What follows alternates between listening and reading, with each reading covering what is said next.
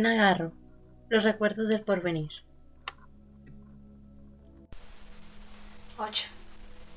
Les juro que yo no voy a la fiesta, dijo sonriente el teniente coronel Cruz. Rafael y Rosa, echadas en la cama, lo miraron rencorosos. Hasta ellas llegaban los cohetes de la fiesta de doña Carmen. ¿No me lo creen? Mírenme a los ojos. Y Cruz se inclinó sobre ellas y las miró con fijeza. Las gemelas le respondieron como un mohín y le acarició el talle y los muslos de sus queridas como un conocedor acaricia las ancas de dos yeguas. ¿Qué puedo encontrar en la fiesta que no tenga con ustedes?, dijo mientras su mano iba de una hermana a la otra. Ofensas, dijo Rosa. Ofensas, exclamó el hombre. Sí, ofensas para nosotras, dijo Rafaela quitándose la mano del hombre con disgusto. ¿Quién puede ofenderme a mi placer? Esas, las decentes que no nos invitan. No sabes lo que son las decentes, dijo Cruz con desprecio mientras su mano recorría los cuerpos de las hermanas para ahuyentar de ellos la ira. Las jóvenes se apaciguaron, cerraron los ojos y aspiraron con delicadeza el olor a frutas que invadía la habitación. Una voz que venía del corredor llamó al teniente coronel. Este se desprendió de las hermanas porque se habían quedado quietas y de puntillas salió del cuarto. Apenas uno hubo desaparecido. Rafaela se sentó en la cama y miró incrédula hacia la puerta por la que acababa de salir su amante. Enojada, oyó las voces alegres de los hombres que se reunían para la fiesta de doña Carmen. ¿Listo, coronel? Ya llegaron las señoritas, llamó la voz del general Francisco Rosas. En unos segundos después, los pasos calzados con botas brillantes recorrieron el corredor, llegaron al zaguán y se perdieron en la calle. «Me las vas a pagar. Este cree que con todo se arregla en la cama», respondió Rosa. Y las hermanas, temblorosas de ira, miraron alrededor buscando venganza. Luisa y Antonia entraron sin llamar. «¿Qué les pasa?», preguntó Luisa al ver las caras descompuestas de las gemelas. «Nos vamos al norte». «¿Se van? ¿Cuándo?» «Ahora mismo», respondieron las hermanas. «No me dejen sola», suplicó Antonia. También Luisa pareció preocuparse. Las hermanas se levantaron de un salto. Su decisión las llenó de energía. «Coman», dijo Rafaela tendiendo un canasto rebosante de fruta. Luego se dejó caer en una silla y dijo con seriedad: «A ver si Cruz aprende a ser más hombre». «No se ofende al placer», agregó Rosa. «Lo deberían haber visto antes de irse a la fiesta. Ahí estaba», y Rafaela señaló la cama. «Lo dejamos alborotarse para que no sospechara nada. Hay que subirlos muy alto y luego dejarlos caer». «¿De verdad se van?», preguntó Antonia incrédula. «Claro que nos vamos». Y las hermanas descabalgaron sus trajes y los amontonaron sobre la cama. Luisa pensativa fumó un cigarrillo mientras las miraba preocupadas. Después se puso de pie y anunció en voz ronca: «Yo también me voy». «Vámonos los 4 y cuando lleguen de su fiesta ya volamos». Y las hermanas se echaron a reír imaginando la sorpresa de los militares al volver a encontrar los cuartos vacíos. «Tenemos tiempo. Agarramos los caballos mientras ellos bailan y mañana que nos busquen». «Es hora de cambiar de pueblo y de cambiar de hombre». «Muy cierto, que quiero oír otras palabras», gritó Rosa. «Vayan a arreglar sus cosas», urgió Rafaela empujando a Luisa y Antonia fuera de su cuarto. Cuando las hermanas se encontraron solas, se echaron en la cama y se pusieron a llorar. Les daba miedo correr el mundo, dejar el hotel y buscar otro pueblo y otro hombre. Antonio entró a su habitación. No encontró el quinqué y trató de imaginar a oscuras lo que sucedería si se escapaba esa noche con las gemelas. Iría a caballo galopando rumbo a su casa. Tenía que atravesar pueblos dormidos, dar las buenas noches a los arrieros que caminaban las sombras de los llanos con el machete en la mano, cruzar la sierra llena de serpientes y al amanecer llegar a tierra colorada. Después pasar al río en una chalana, mirando por los remeros y el otro lado seguir su carrera hacia el mar. Pero el mar seguía lejos, y ella le había traído muy tierra adentro. Se tapó la cara con las manos y lloró. No era capaz de hacer ese viaje sola. De noche, la sierra se estrecha y no deja pasar a los fugitivos. Lanza rocas a los caminos y las almas en pena se pasean aullando por sus crestas negras. Le pareció oír los cascos de su caballo, y ella fría como una muerta perdida en las montañas. Miré a dónde vayan ellas, y de allí le mandaré a avisar a mi papá para que venga a recogerme. Y espero a que la llamaran. No es estar nunca más el olor de su cuarto. Luis abrió su ropero y miró sus vestidos. Vio venir su vida en forma de calles que se cruzaban y se abalanzaban sobre ella. Vio balcones y puertas cerradas. ¿A dónde iría? Recorrió las casas de sus hermanas con las filas de niños, de nanas y maridos vestidos de oscuro. Entró a las casas de sus tías con balaustradas a la francesa, espejos y caracoles de mar. Si eres buena, Luisita, antes de irte verás el mar en el caracol, le decían en el salón. Ella, sentada en su silla dorada, comía galletas quebradizas y miraba sus pies que colgaban sin alcanzar el suelo. Su tía Mercedes calzaba zapatos de raso negro. Se dejaba servir por una criada vieja, acariciaba un gato gris y de cuando en cuando miraba el relojito de oro que colgaba de una cadena de perlas que dividía los crespones negros de su traje. Su tía Mercedes la quería. Hacía ya tiempo que había leído su muerte en los periódicos. Trató de imaginar su casa de cortinas de broncado. Era la hermana de su abuela y había vivido siempre sola, rodeada de porcelanas y de criados. ¿Qué pensaría si me viera metida en este pueblo? Le pareció que desde el pliegue de un cortinaje invisible le regaba la voz de su tía. Vete, niña, vete. Eligió 2 vestidos y con ellos hizo un bulto pequeño. No quería llevarse nada de su pasado. Dudó antes de decirse la palabra puta. Silenciosa y guiada por sus maneras de niña, salió con respeto de su cuarto y llamó a la habitación de Antonio. No había pensado en su marido ni en sus hijos, tan remotos. Su amiga apareció con las manos vacías. ¿Que tú no vienes? Sí, sí voy. Sin nada. Sin nada. Todo en ese cuarto huele. Dijo Antonio haciendo una muesca de asco. Encontraron la habitación de las hermanas en desorden. Los zapatos, los frascos y la ropa estaban esparcidos por el suelo. Un momentito, dijo Rafaela horcajada sobre un bulto que amarraba con energía. ¿Y cómo van a cargar con eso? Preguntó Luisa señalando los bultos y las maletas que yacían en el suelo. No le vamos a dejar las porquerías que nos dio. ¿Qué? Él no nos va a devolver los placeres que los dimos. En 2 o 3 viajes, respondió Rafaela. No se puede. Una vez que hayamos salido de aquí, no hay regreso, dijo Luisa con seriedad. Pues dejamos todo, decidió valiente Rafaela. No, yo me llevo mi vestido verde. ¿Con qué voy a pasear en Culiacán? Gritó Rosa y se lanzó a deshacer los bultos buscando su traje verde. Por un capricho nos vamos a perder, dijo Luisa enojada. ¿Sabes lo que es un capricho? No, no lo sabes, gimió Rosa. Un capricho es una rosa que crece en los muladares, la más preciosa, la más inesperada, explicó Rafaela revolviéndole sus trajes y sus faldas. Su mano atrapó el vestido verde de su hermana y lo agitó con júbilo frente a sus amigas. Vámonos. Apagaron el quinqué y espiaron el corredor. Era curioso ese silencio que reinaba en el hotel sin el ruido de los hombres. Leonardo y Marcial, 2 soldados viejos, hacían la ronda por los jardines llevando en la mano sus lámparas encendidas. Las jóvenes espiaron los pasos de 2 veladores, y cuando las luces se fueron hacia los depósitos del agua, ellas, descalzas, con los zapatos en la mano, corrieron veloces hasta el zaguán. Allí, sofocando la risa, esperaron unos segundos y luego levantaron las trancas y los cerrojos. Entreabrieron la puerta y se colaron a la calle. Desde afuera entraron del portón. Lejanos los llegaron los cohetes y los violines de la fiesta de doña Carmen. Caminaron cautelosas a la caballeriza. Fausto, el caballerango de Francisco Rosas, estaba borracho y la recibió con alegría. ¿Una paseada? ¿Cómo no, señoritas? Ahorita mismo les ensillo los caballos. El hombre no pareció darse cuenta de la hora ni de lo extravagante de sus deseos. Las jóvenes empezaron a reír con júbilo y Fausto se volvió serio. Cada cabeza es un mundo. Rafaela tuvo la certeza de que no le engañaban. El hombre sabía que pensaban oír. Le llegaron sus pensamientos reposados. Sus razones tendrán. Fausto, ¿no quiere estrenar un sombrero nuevo? Y la joven le tendió varias monedas de oro.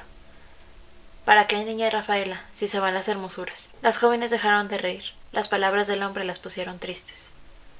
Mucho agradecemos los de Istepec que nos hayan mirado tanto pidempa, dijo Fausto acariciándole las ancas del caballo gris de Rafaela. Esta guarda el dinero. No quería ofenderlo. Estuvimos muy contentas en Istepec, respondió Rosa para volver la dádiva del cumplido. La niña Antonia es la primera vez que me visita. Tampoco la niña Luisa sabe montar, dijo Fausto mirando las mechas rubias y la cara pálida de Antonia y los ojos azules de Luisa. Sí, Faustito, pero ya ve, todo llega. Ensíllele la abajeño. El placer se acaba, concluyó Fausto internándose en lo más profundo de la caballeriza para ir por abajeño, el caballo del coronel Justo Corona. Sus pasos se apagaron en el estiércol y su voz sonó grave bajo la bóveda de piedra. Luisa encendió un cigarrillo. Estaba preocupada. Iría en el caballo de Rafaela y luego en el de Rosa, y no podía evitar sentir miedo al pensarse entregada a las hermanas. Trató de evitar el frío que le sabía por la boca del estómago. El placer se acaba. ¿A dónde irían ahora? Serían las queridas de alguien. Rafaela quiso adivinar la cara que ocultaba la palabra alguien. La esperaban otros pueblos y otros uniformes sin cuerpo y sin prestigio. Los militares se habían vuelto absurdos desde que se dedicaban a ahorcar campesinos y a lustrarse las botas. Y para eso les pagan. Igual que a los carteros. Se sintió burlada. Era mejor irse. Mi próximo amante no recibirá sueldo, dijo disgustada. Ella había visto la nómina de Cruz, solo que la suma no alcanzaba para cubrir los gastos que tenía. Es un ladrón. Y se quedó boquiabierta. Era asombroso lo que iba sabiendo mientras Fausto ensillaba los caballos. Pero ¿cómo robaba Cruz? ¿A qué hora? Oyó su risa de caníbal y vio sus manos ávidas jugando en los centenarios de oro. Se sintió triste. Cruz la había engañado. Se había hecho pasar por quien no era. Oye, se está tardando mucho Fausto, dijo su hermana sacándolo de sus cavilaciones. En efecto, Fausto no hacía ningún ruido y los caballos estaban quietos. Fausto, Faustito, llamó Rafaela con miedo. ¿Qué pasa? Preguntó Luisa alerta. Quién sabe, no contesta.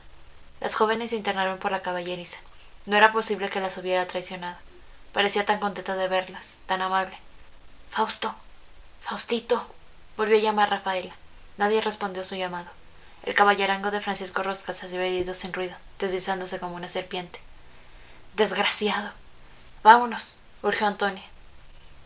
¿Quieres que nos agarren a la salida del pueblo? Acuérdate de Julia, contestó Rosa sombría. Cuando salieron a la calle encontraron grupos de mujeres y de niños que corrían pegados a la pared. ¿Qué sucedía? Pasaron frente a la casa de doña Lola Goribar y vieron sus ventanas iluminadas. Detrás de los vidrios las caras curiosas de la señora y de su hijo Rodolfito. Era la única casa que parecía tranquila en medio de aquel espectáculo extraño que oía junto con ellas en la noche sombría. Quizá porque era la única casa donde quedaba una capilla y se rezaban los rosarios con regularidad. La riqueza y el poder oculto de los Goribar aumentaba a medida que este pequeño progresía. Asustadas, llegaron al portón entornado del hotel y lo empujaron con suavidad. Entraron y echaron los cerrojos. Las esperaban dos sombras agazapadas junto al muro. Se dará parte de su salida, dijo una de las sombras avanzando hacia ellas. Rafaela se separó de los veladores y se dirigió a su habitación. Las otras la miraron dignamente, llevando sus zapatos en la mano.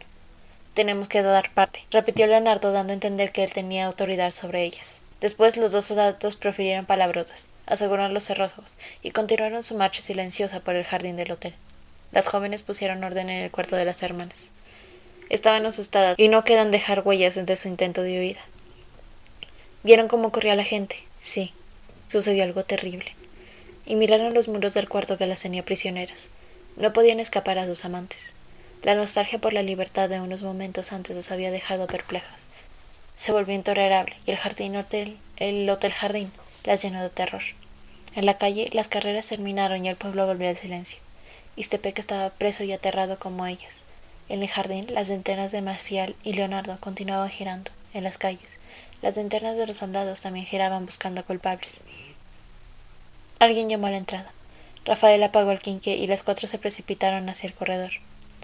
Volvieron a llamar con violencia. Las jóvenes vieron la luz de Leonardo llegando al zaguán.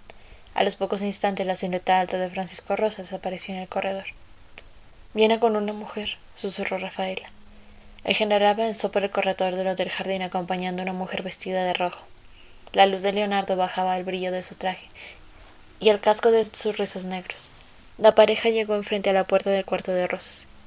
Este cogió la luz de las manos de Leonardo y entró acompañado de la desconocida en la habitación que había sido de Julia. ¿Vieron? Sí, suspiró Luisa. Era Isabel Moncada. Era ella, contestó Luisa, y a tienda se deja caer en una silla.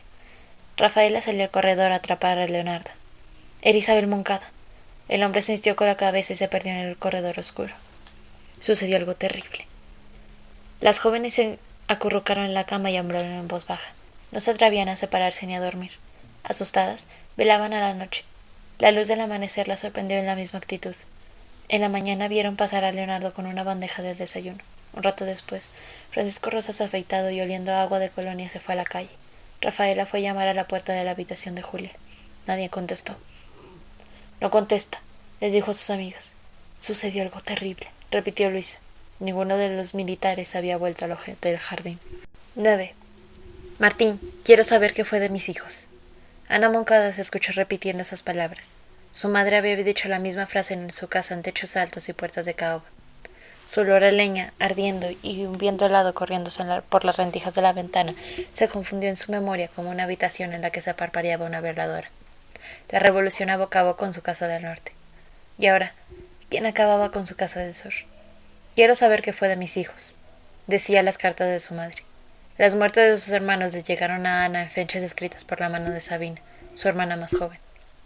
Martín, quiero saber qué fue de mis hijos, repitió mientras miraba a su marido y a su cuarto con extrañeza. No podía explicarse el olor a nieve y la niña que flotaba a su alrededor. ¿Y si estuviera viviendo las horas de un futuro inventado? Se levantó de su cama y se dirigió al balcón. Abrió las maderas. Quería recibir el aire helado de la sierra de Chihuahua y se encontró con la noche caliente y empedrada de Ixtepec. El horror del paisaje la lanzó, sollozando sobre su cama. Su marido la dejó llorar. El ir y venir del sillón en el que se mecía Martín repetía una y otra vez el nombre de Isabel. Es mala, gritó Ana Moncada sintiéndose culpable de la maldad de su hija. Miró su cama con miedo y se oyó diciendo, vienes. Con esa misma palabra había llamado a Rosas a Isabel, y su hija se fue con él en la oscuridad de los portales. Ella, después del nacimiento de Nicolás, había llamado a su marido cada noche. Vienes. Y recordó aquellas noches, endulzada la voz con Francisco Rosas, y llamando Martín. Bien, vienes. Y su marido sonámbulo avanzaba hasta su cama, hechizado por aquella Ana desconocida, y juntos veían aparecer el alba. ¡Qué viva! ¡Qué bonita! Se ve que la hicieron con gusto.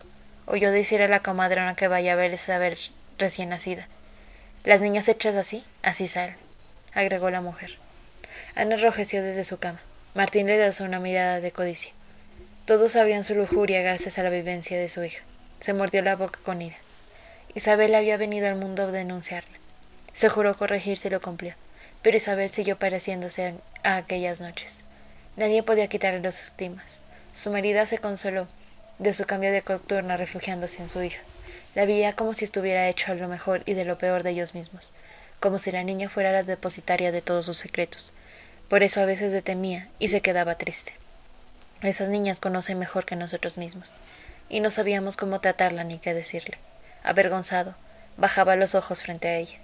El ramillete pálido de siempre vivas, las fotografías enmarcadas en terciopelo rojo, los candelabros de porcelana y el costurero cerrado oían indiferentes el ir y venir del sillón en el que se mecía Martín Moncada.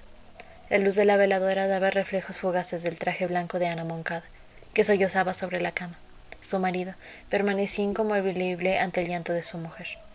Enfundados en sus trajes de fiesta, parecían actores envejeciendo sin papel, mientras en escena se desarrollaba una tragedia.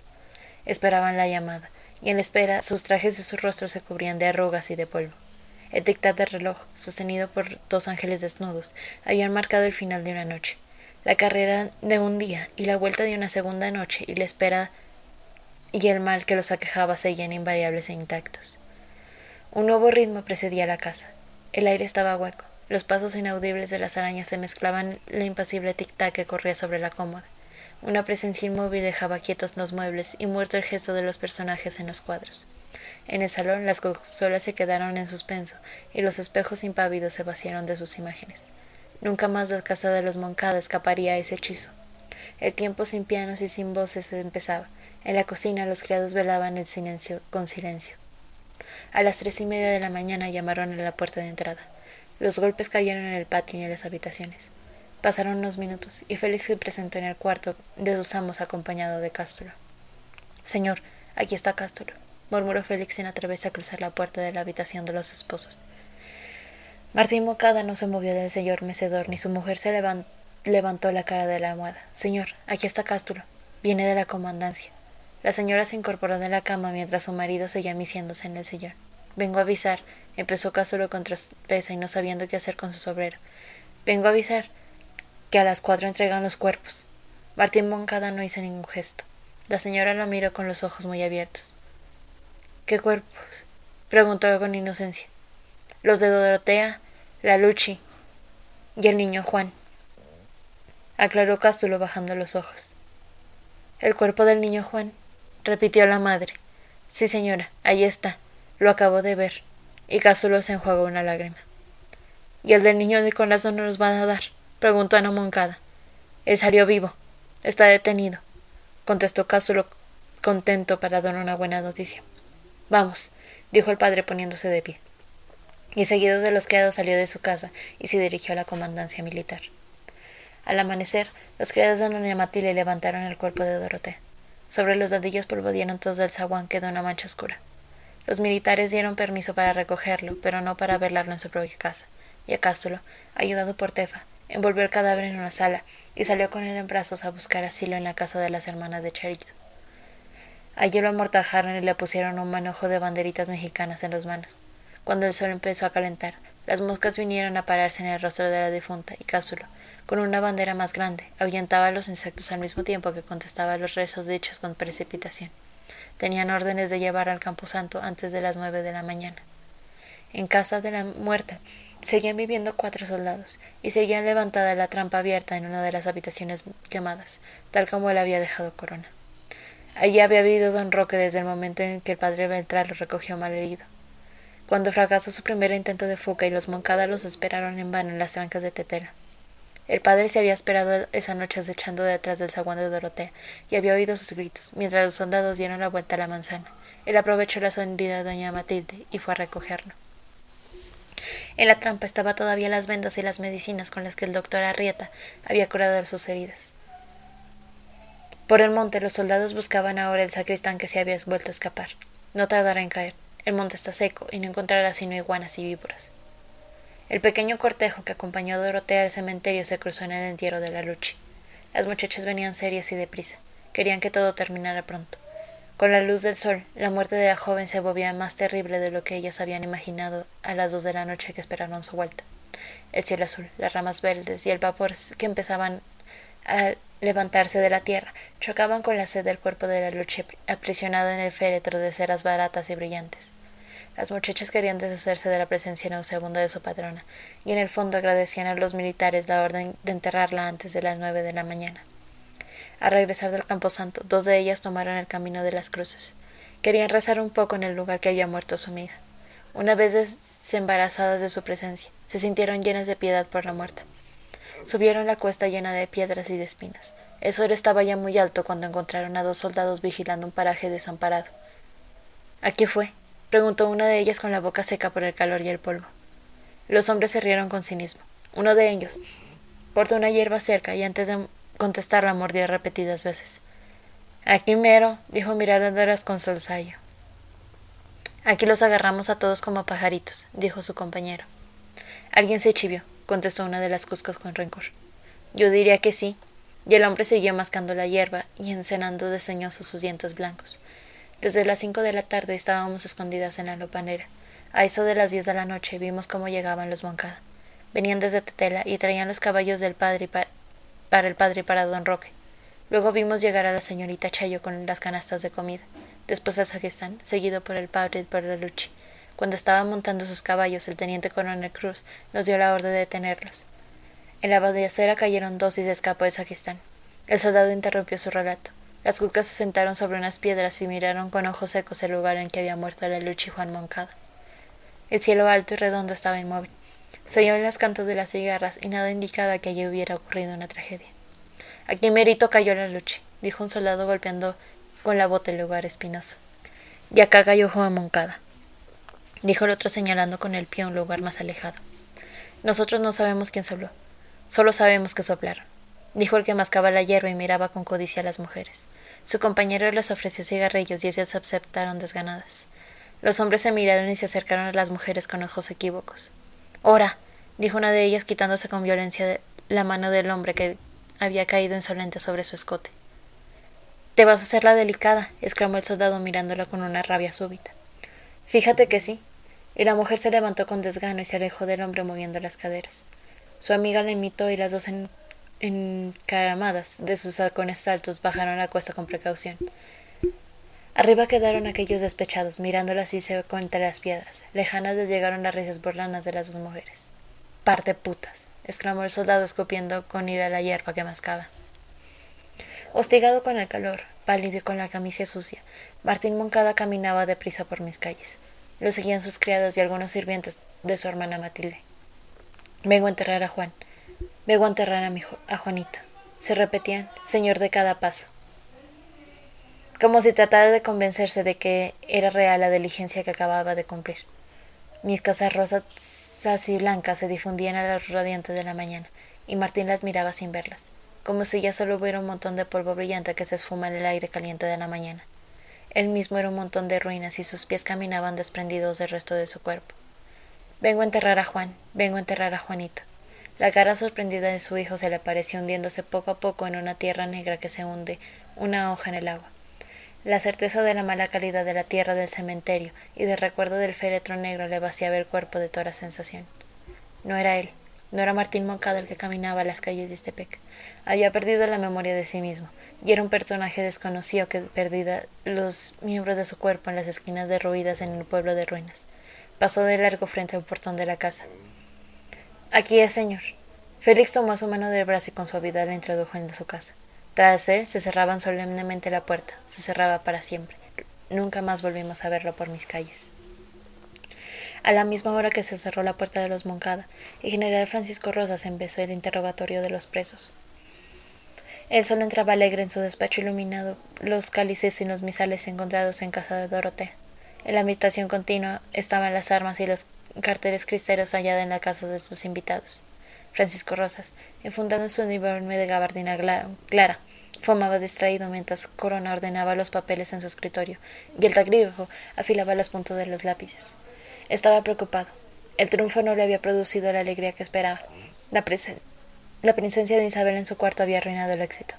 Francisco Rosas se acercó al balcón, miró a la plaza y buscó con ojos el hotel situado enfrente de la comandancia militar. Ahí está, se dijo con rencor. ¿Por qué se había ido con él? Cuando la llamó en los portones y la llevó a su cuarto a sabiendo de que Juan estaba muerto y Nicolás en la carne de la guarnición, pensó que el triunfo fue total sobre Ixtepec. Ni siquiera sabía cómo era la joven que caminaba junto a él a medianoche. Al entrar a su cuarto y mirarla de cerca, le molestaron sus ojos obstinados y su traje rojo. A él le gustaban las mujeres suaves, envueltas en colores claros. La silueta rosada de Julia se interpuso entre él y la joven que lo miraba rencorosa, adivinando sus pensamientos. Aturdido, su primer movimiento había sido decirle «Vete, vete a tu casa», pero se contuvo. Quería hacer saber a Ixtepec que en Ixtepec solo contaba la voluntad del general Francisco Rosas. ¿Acaso no se reían de él desde hacía meses? Todos habían sido cómplices de Felipe Hurtado. Cogió una botella de coñac y confió con generosidad. Luego se volvió a Isabel, que esperaba muda y de pie en medio del cuarto. Ahora van a saber que llenó mi cama con la que más les duele, se dijo. Desvístete, ordenó sin mirarla. Isabel obedeció sin replicar, y Rosas, intimidado, apagó el quenque de un soplo. En la cama se encontró con un cuerpo extraño, que le obedecía sin decir una palabra. La luz de la mañana lo encontró desamparado. A su lado, Isabel dormía, o fingía dormir. Rosa se escabulló en la cama y se afeitó tratando de no hacer ruido. Quería salir de la habitación que se había puesto asfixiante. Cuando Leonardo se presentó en el café caliente, el general se llevó un dedo a los labios en señal de silencio. Bebió el café deprisa y salió de su cuarto. Lo reconfortó el aire de la mañana perfumando de magnolias. No volvió al hotel en todo el día. Por la noche su asistente fue a buscarle ropa limpia. Se la trajo a su despacho y ahí se cambió. Estaba de mal humor. Había tenido que bañarse junto al pozo, pues en el curato no había baño. Estos curas retrógrados, se había dicho mientras el agua helada del pozo resbalaba sobre sus espaldas. Después, más risueño, se fue con sus ayudantes a cerrar la fiesta de doña Carmen. Volvió al hotel muy tarde y se encontró con los ojos obstinados de Isabel. Había tratado de imaginar que no era ella la que esperaba sino la otra, y desconsolado apagó la luz y se metió a la cama. La joven lo imitó, y el cuarto se llenó de lianas y de hojas carnosas. No quedaba lugar para él, ni para su pasado. Se ahogaba. Ocupa todo el cuarto, se dijo, y en ese momento se dio cuenta de que había cometido un error irreparable. El coronel Corona y su taquígrafo esperaban sus órdenes. Rosa siguió mirando hacia el hotel.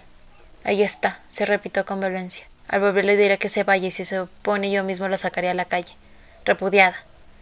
La palabra lo hizo sonreír. Se imaginaba las caras alarmadas de los vecinos ante su nuevo escándalo y los ojos obstinados de Isabel le volvieron a la memoria. No era ella que podía sustituir a Julia. El nombre de su amante lo llevó a su pasado de vainilla. La dulzura de la piel de Julia se presentó aguda en las yemas de sus dedos y oyó su voz llamándolo.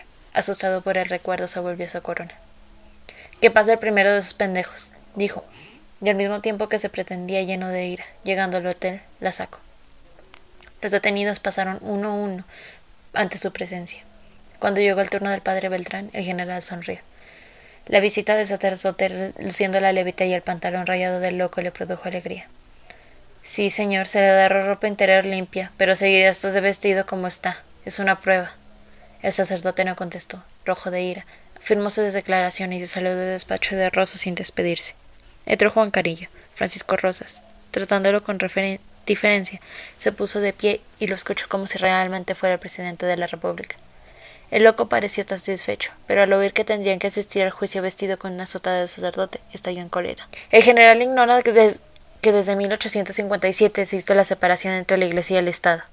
«No, señor, no lo ignoro», contestó humildemente el general. «Entonces, ¿cómo se atreve a volver permanentemente este furtivo cambio de investiduras? Quiere hacer constar mi protesta por este nuevo atropello». Y Juan Cariño ordenó al taquígrafo que hiciera valer su propuesta y la mala fe de su adversario, el observador Francisco Rosas. Cuando el loco abandonó el despacio del militar, éste se dejó de reír al saber que era Nicolás Moncada el que entraba al presentar su declaración.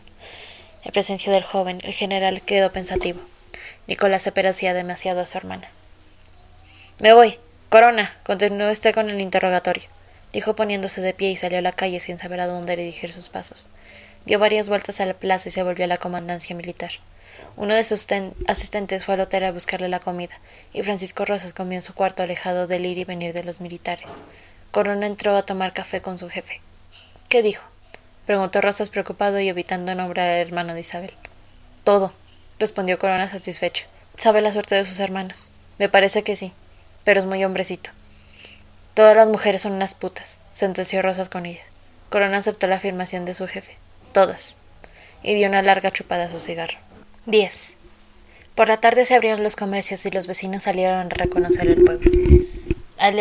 Alegres de estar otra vez al sol y de encontrar otra vez a los amigos, por la noche Ixtepec vivía de rumores. Los díceres llegaron a los pueblos vecinos acunados con una frase: «Hay sublevación en Ixtepec». Y los arrieros no bajaron el sábado. Pasamos un domingo vacío. Las gentes rodaban el hotel para ver a través de las ventanas a Isabel, la hija ingrata, pero la joven se ocultó detrás de las persianas cerradas. Los presos seguían incomunicados en la comandancia militar, y en vano pasamos muchas veces frente a su puerta. Los soldados se negaron a darnos ninguna noticia sobre ellos. El lunes se pegaron bandos de los cuales se acusaba a los detenidos de sedición. Traicionaron a la patria y el asesinato. Los firmaban los nombres conocidos del general y el presidente municipal y un personaje de nombre riguroso: sufragio efectivo, no reelección. Si volvíamos a los días oscuros, el juego de la muerte se juzgaba con minuciosidad. Vecinos y militares no hacían sino hundir muertes e intrigas. Yo miraba sus idas y venidas con tristeza. Hubiera querido llevarlos a pasear por mi memoria para que vinieran las generaciones ya muertas. Nada quedaba de sus lágrimas y duelos. Extraviados en sí mismos, ignoraban que una vida no bastaba para descubrir los infinitos sabores de la menta, las luces de una noche o la multitud de colores que están hechos los colores. Una generación sucede a la otra, y cada uno repite los actos de la anterior. Solo un instante antes de morir descubren que era posible sonar y dibujar un mundo a su manera, para luego despertar y empezar un dibujo diferente. Y descubren también que hubo un tiempo en que se pudieron poseer el viaje inmóvil de los árboles y la navegación de las estrellas. Y recuerdan el lenguaje cifrado de los animales y las ciudades abiertas en el aire por los pájaros. Durante unos segundos vuelven a las horas que guardaba su infancia y el olor de las hierbas. Pero ya es tarde y tienen que decir adiós, y descubren que en un rincón está su vida esperándoles, y sus ojos se abren al paisaje sombrío de sus disputas y sus crímenes se van asombradas del dibujo que hicieron con sus años. Y vienen otras generaciones a repetir sus mismos gestos y su mismo asombro final, y así la seguiré viendo a través de los siglos, hasta el día en que no sea ni siquiera un montón de polvo y los hombres que aparecen aquí no tengan ni memoria de que fuiste Ixtepec. La fiesta de Doña Carmen rompió para siempre el hechizo del Hotel Jardín y sus habitantes dejaron de enamorarnos. Isabel había entrado el corazón del enigma. Estaba ahí para vencer a los extranjeros, tan vulnerables como cualquiera de nosotros, o bien para decidir nuestra derrota. Su nombre borró el recuerdo de Julia y su figura escondida detrás de las persianas se convirtió en el único enigma de Iztepec. El grupo de los militares y sus queridas antes intactos se deshizo. Los soldados aburridos hablaban con desprecio de sus jefes y de sus mujeres. ¿Qué tanto les cuidan estas huilas? Y miraban con despego las idas y venidas de las jóvenes. Las amantes ya no eran envidiables. La visible presencia de Isabel empequeñecía a las demás y las convertía en comparsas de un drama en el que no querían participar. Sabían que ella estaba ahí, y eso le quitaba las ganas de peinarse. Andaban descuidadas, con las bocas sin pintar y los ojos opacos. ¡Cuánto pecado! ¡Cuánto pecado! Repetían. Porque Isabel estaba con el general sabiendo la suerte de sus hermanos. La joven les producía miedo. Asustadas, esquivaban un encuentro con ella. Isabel no hablaba con nadie. Recluida en su habitación, solo al oscurecer cruzaba el corredor y se encerraba en el cuarto de baño. Los criados oían correr el agua de la ducha y las queridas espiaban su salida para verla de lejos. La joven se sentía observada y evitaba con frialdad cualquier contacto con los habitantes del hotel. Comía sola y esperaba sombrías de entrada del Francisco Rosas. El general volvía a amanecer y la encontraba despierta, sentada en una silla como si estuviera de visita, cada vez más pálida en su traje rojo. Le molestaba a la joven y el color de su vestido, pero nunca se le ocurrió hacerle regalos como a Julia, y el traje de fiesta en el que Isabel llegó al hotel era el único que se le conocía. Fue Gregoria la primera que se acercó a la joven. Su soledad le dio pena. Gregoria le habló en un idioma dulce de las criadas viejas, tan conocida de Isabel, y así se estableció una amistad entre la anciana sirviente y la nueva querida de Francisco Rosas. Isabel le pedía pequeños servicios, como comprarle algunas prendas interiores de vestir que necesitaba con urgencia. Al oscurecer, Gregoria entraba a su cuarto con sus modestos baqueles, y las noticias de Iztepec la acompañaban al baño, le sacaban la espalda, le cepillaban los cabellos y le regalaba palabras de afecto. Isabel se dejó hacer y la escuchaba sumisa. ¿Qué dice? Preguntaba Rafael a la sirvienta. Nada, no tiene remordimientos. ¿Sabe la muerte de su hermano Juan? Sí. Yo se lo dije y se quedó muy calladita. Lo peor es que el general no la quiere. A la única que quiere es a la difunta Julia, sentenció Gregoria. Y era verdad. La presencia de Isabel volvió intolerable la ausencia de Julia. Su sombra ligera se esfumaba, expulsaba por la voz y el cuerpo a su nueva querida. Por las noches, antes de entrar a su cuarto, se prometía. Ahora le digo que se vaya. Luego, frente a ella, una especie de piedad avergonzada le impedía echarla de la calle, y enfurecido, como lo que llamaba su debilidad, apagaba la luz del mal talante y se metía en la cama sin dirigirle la palabra. La juzgaba mal. ¿Cómo era posible que una joven decente estuviera en su cama después de lo que había ocurrido en su familia? Francisco Rosas trataba de adivinar lo que estaba pasando dentro de Isabel, pero no entendía ni la frente cargada ni los ojos sombríos de su nueva querida. Tampoco entendía las conversaciones indecisas tenidas con ella. Jamás me arrepentiré bastante de haberla llamado en los portales. «Duérmete, duérmete», repetía en las noches al encontrarla sentada mirando el baile de las sombras proyectadas en el muro por la luz del quinqué. Isabel, sin decir una palabra, se desnudaba y se metía en la cama para mirar con fijeza el techo de la habitación. «¿Qué cavilas?», preguntó Rosas una noche asustada por los ojos de Isabel. «Es malo pensar». «Muy malo», agregó. Él no quería pensar. ¿Para qué? Todos los pensamientos lo llevaban el esfuerzo que debía hacer por las noches para combatir el lecho rodeado de sombras. No pienso. Oigo un chorrito de arena que cae dentro de mi cabeza y que me está cubriendo todo. Eres peor que Antonia. Me das miedo, contestó el hombre impaciente y se preparó a quitarse las botas mientras miraba de reojo a la joven que parecía, en efecto, estar cubierta de polvo. Dime algo, pidió Isabel volviendo los ojos hacia él. No puedo, respondió Rosas y recordó la entrevista que había tenido ese día con Nicolás. Los dos hermanos lo habían mirado con los mismos ojos. Ya no quiero estar bajo estos ojos. No era justo tener el mismo par de ojos mirándole de día y de noche. Sopló la luz. No quería dejarse ver desnudo por esos ojos que lo observaban desde un rincón desconocido. Se metió en la cama y se sintió extraño entre las sábanas. Procuró quedarse lejos del cuerpo de Isabel. Hay un muro que tapa mi casa y a mis hermanos. Duérmete, suplicó Rosas, espantado por la palabra hermanos. Por el enrejado de la puerta se veía alta y clarísima la noche. Las estrellas brillaban solitarias. Francisco Rosas la miró con nostalgia y recordó el tiempo en que bajaba a su cama y corría por el cuerpo de Julia luminoso y frío como un arroyo. Isabel las miró también. En otros tiempos la había llevado el sueño de su casa. Trató de imaginar cómo era su otra casa, su otra vida, su otro sueño, y se encontró con su memoria olvidada. Francisco, tenemos dos memorias. Yo antes vivía en las dos y ahora solo vivo en la que me recuerda lo que va a suceder. También Nicolás está dentro de la memoria del futuro. Francisco Rosca se incorporó violentamente de la cama. No quería oír ni el nombre de Nicolás ni las palabras inexactas de su hermana. Era el nombre de una sola memoria, la de Julia, y los Moncada querían alejarlo de ella y hundirlo en las tinieblas anteriores a su amante. Había caído en su trampa y tuvo lástima de sentirse tan perseguido por la suerte. Duérmete, volvió a ordenar en voz baja. Al amanecer los sorprendió despiertos. Leonardo, cuando les trajo el desayuno, los vio pálidos y ajenos, girando sus órbitas distintas. El criado depositó la bandeja sobre la mesita y luego, como ya era costumbre, pasó a ver a Rafaela. No durmieron. ¿Estuvieron cavilando? Sí, andan huyendo, afirmó Leonardo. Rafaela entró pensativa en su cuarto y miró confiada al teniente coronel Cruz. Su hermana Rosa todavía dormía. Ven, mis amores, ven que no, cómo no las engañé. No fue a la fiesta, me fue a agarrar al curita y a los Moncada que se nos andaban excavado. Había anunciado Cruz a sus queridas cuando el día siguiente de la fiesta de doña Carmen regresó a su cuarto del hotel. ¿No me felicitan?, preguntó al ver que las hermanas guardaban silencio. No, más te valiera haber ido a la fiesta, contestó Rosa. ¿Qué dices?, gritó Cruz.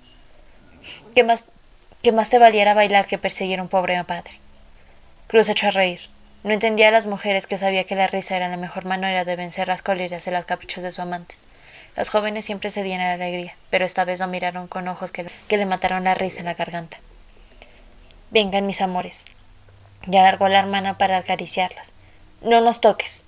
Siempre desgracias. Y las hermanas se retiraron a un rincón, dejando a Cruz con la caricia en el aire.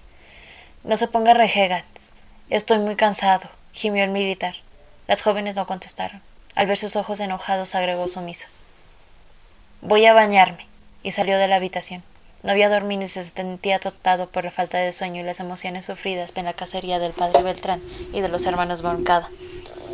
Más tarde las contentó, se dijo al sentir el beneficio del agua fría, y sonrió malicioso al pensar cómo las contentaría. No podía quejarse de nada. Su vida estaba hecha de delicias. Los días rodeados de muelles y las noches eran amables. Se secó con ligereza. Quería estar otra vez cerca de sus niñas, pero las niñas continuaron ariscas, y los días pasaron sin que el conteniente coronel las hiciera sonreír. Entonces su vida se volvió melancólica y sus noches solitarias y tristes. Las gemelas, sin consultarlos, se instalaron en una de las camas y lo obligaron a dormir solo en la otra. Apesumbrado, las veía arrodillarse y rezar largo rato antes de apagar la luz. Qué bonitas están, y con los ojos acariciaba sus cuerpos apenas cubiertos con las camisas de dormir. Esas son las cosas que hacen los curas, volver desgraciadas a dos mujeres que nacieron para el goce. Les dijo una noche en que su cama vacía se le volvió particularmente insoportable. Blasfemo. El teniente coronel se levantó y se acercó humildemente a las jóvenes. Era demasiado cruel verlas medio desnudas y no poderlas tocar. Déjenme que les haga un cariñito, suplicó. No, nunca más en la vida será como antes. Díganme qué quieren, yo siempre les cumpliré los caprichos, volvió a suplicar el hombre. Las hermanas interrumpieron los rezos, se sentaron en la cama y lo miraron con seriedad. Cruz se sintió aliviado al ver que se disponían a hablar con él. Las escucharía atentamente y luego dormiría con ellas. Entonces les miró la piel acanelada y sintió que toda su tristeza se sumaría en cuanto sus dedos recorrieran libres sobre sus cuerpos. ¿Qué queremos? Que dejes libre al padre Beltrán. Que lo deje libre, gritó Cruz asustado. Sí, que le protejas la fuga. Entonces todo será como antes. No me pidan eso, mis niñas, suplicó Cruz. Pues entonces vete a tu cama, ordenó Rafaela. No puedo dormir. Déjenme que les haga un cariñito, dijo angustiado. Rosa se estiró como un gato y se deslizó debajo de la sábana. Su hermana la imitó, y las dos se abrazaron dispuestas a dormir.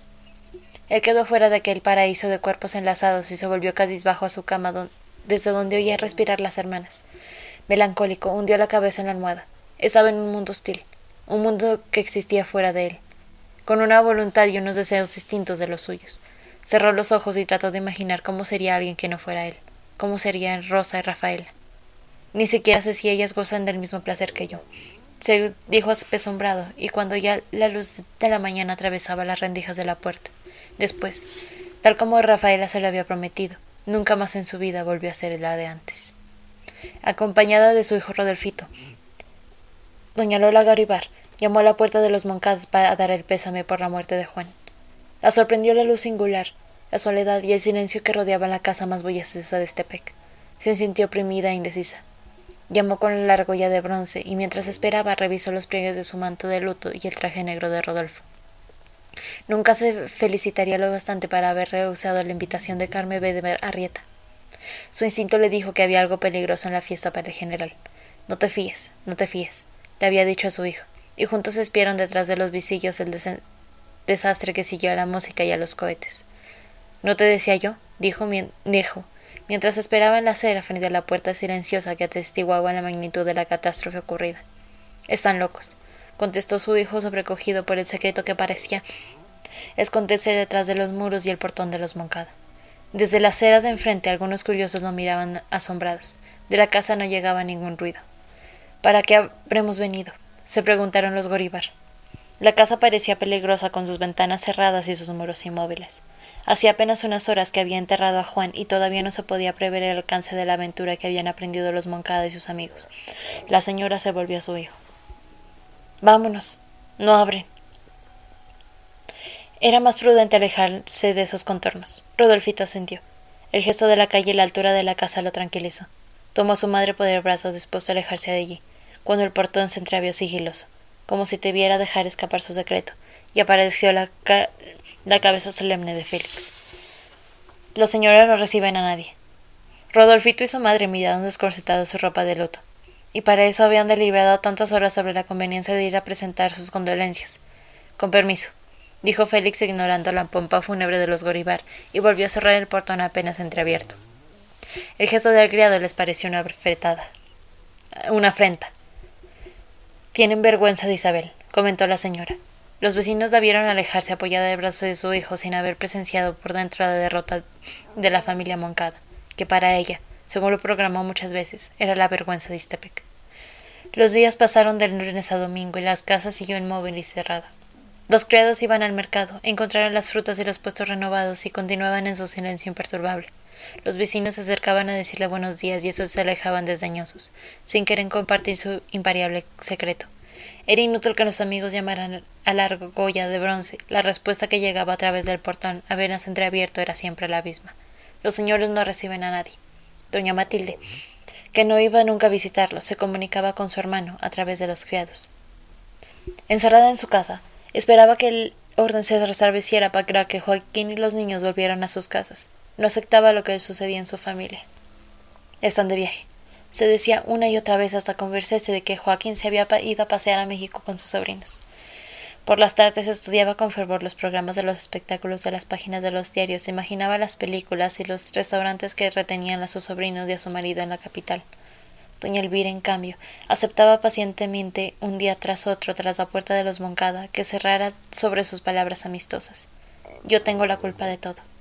Había perdido su buen humor y el espejo le devolvía la imagen de la tragedia en las bolsas oscuras que se habían formado debajo de sus ojos. Pobre Isabel, suspiró una mañana acercándose al oído de la desconfiada sirvienta que le cerraba el paso de la casa de sus amigos. Sí, pobrecita niña. La culpa la tiene Julia. Siempre supe que esa mujer era una fuente de desdichas, respondió la señora esperanzada, al ver que la sirvienta se disponía a entablar un diálogo con ella. Me voy, acordó bruscamente la mujer. Dile a Ana que cuente conmigo. Si la viera usted, suspiró la mujer y cerró la puerta con suavidad. El comentario de la sirvienta la dejó atontada. ¿Cómo estaría Ana? Se alejó deprisa, seguida por algunos curiosos que trataban de leer en su rostro las noticias escapadas por la rendija del portón de los Moncada. Ella los miró con enojo. No les diría nada. Le molestaba la curiosidad. Además estaba abatida y sin humor para hablar con esas gentes de ojos hambrientos que la seguían con disimulo. Nunca se sabe quién nos va a traicionar.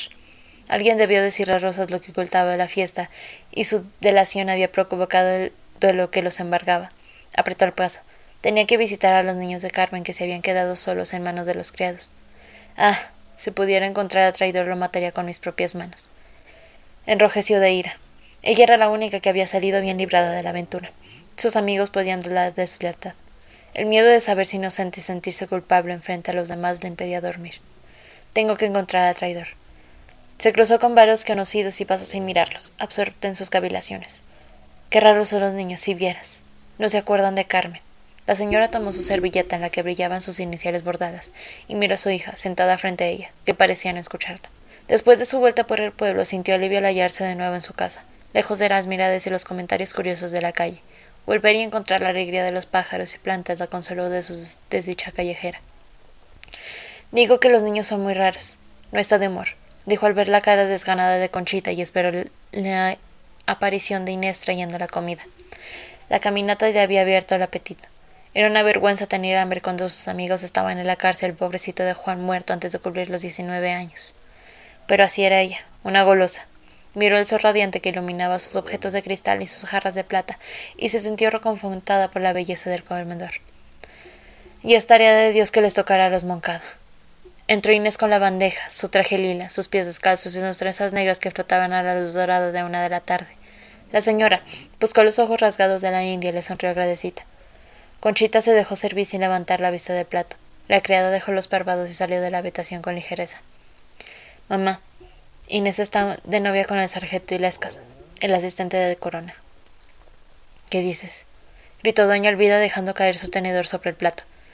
Que Inés es la novia del sargento Illescas, le pidió Conchita morcando las sílabas. La señora oyó las palabras de su hija y la miró con ojos estúpidos. Los balcones se oscurecieron y sobre la mesa brilló peligrosamente la jarra de plata. Estaba segura de que le habían envenenado el agua. ¿Sabes lo que eso quiere decir? Preguntó la joven mirando con severidad a su madre. Yo sí lo sé, agregó con crueldad, y comió con parsimonia uno de los rábanos que adornaban las chalupitas mientras su madre seguía inmovilizada por el terror. No busques más. De aquí salió el soplo, insistió la hija después de un largo silencio. La señora levantó los ojos y se preparó para decir algo terrible, pero en ese momento la bella Inés volvió a aparecer llevando con referencia la bandeja brillante como si en ella estuviera el corazón de un sacrificado. Doña Elvira se tapó la cara con las manos y Conchita, impasible, se dejó servir. Estamos vendidas, dijo la señora cuando Inés desaparecía detrás de la puerta. No la podemos echar, contestó Conchita lacónica. No. ¿Te imaginas las represalias? Tus indios son traidores. ¡Ch! Le dijo su hija llevándole un dedo a la boca en señal de silencio. La señora obedeció y un tropel de temores informes la hizo casi perder el conocimiento. No cabía duda. La traición había salido de su casa y ella era incapaz de limpiar su honor y de vengar a sus amigos. Allí estaba la malita entrando y saliendo del comedor y riéndose de su desdicha. Ahora que había logrado un permiso para visitar a Carmen en la cárcel, no podía ir a verla. ¿Quién iba a decirle que la traición venía de su casa? Aquí hablamos mucho, gritó exasperada. Recordó con claridad las conversaciones con su hijo y la libertad con la que había explicado los detalles del plan, sin cuidarse de quien escuchaba sus palabras. ¿Cuánta razón tenía tu padre? ¿Cuánta? En boca cerrada no entra mosca. Y doña Elvira, postrada, se retiró a su habitación. El jueves no se presenta en la cárcel a visitar a su amiga. Una de sus criadas lleva un recado diciéndole que la señora está enferma. Elvira Montufar padecía un ataque de terror. Son males de viuda, decían los sirvientes burlones. Tiene miedo, aseguraba Inés, preparándose para salir al encuentro de su amante, el sargento Illescas.